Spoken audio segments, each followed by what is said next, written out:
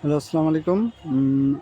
বন্ধুরা, আমি আজকে আপনাদের সঙ্গে পাইলে বেন্টোনাইট ইউজ নিয়ে কিছু বিষয় আপনাদের সঙ্গে শেয়ার করব। আসলে বেন্টোনাইটটা কী এবং বেন্টোনাইটটা কেন ব্যবহার করা হয়। আমরা সাধারণত জানি যে পাইল করার সময় নিচে পাইলের হোলের মধ্যে ভেঙে যায়, মাটি ভেঙে আয়তন বেড়ে যায়।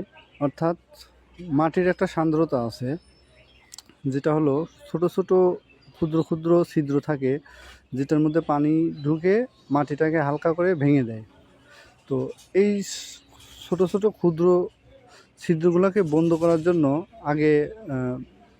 অনেক আগে গোবর ইউজ করতাম আমরা। তো এখন প্রযুক্তির অনেক উন্নত হয়েছে। তো সেই ক্ষেত্রে আমরা গোবরের পরিবর্তে আমরা বেন্টোনাইট পাউডার ইউজ করি।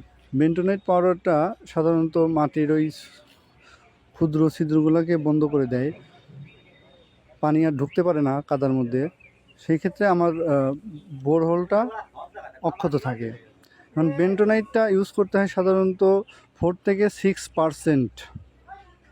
তো আমার কতটুকু পানি আছে সেইটা আমরা কিউবিক মিটারে বের করে নেব। বের করে নেওয়ার পরে যে ওয়েটটা আসবে তার 4 থেকে 6% আমরা বেন্টোনাইট পাউডার ইউজ করব।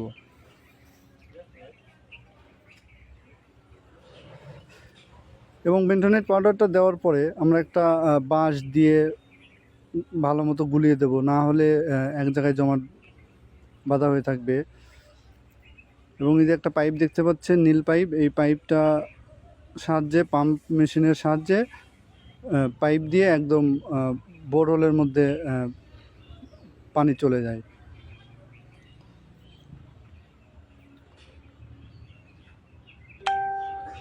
ধন্যবাদ।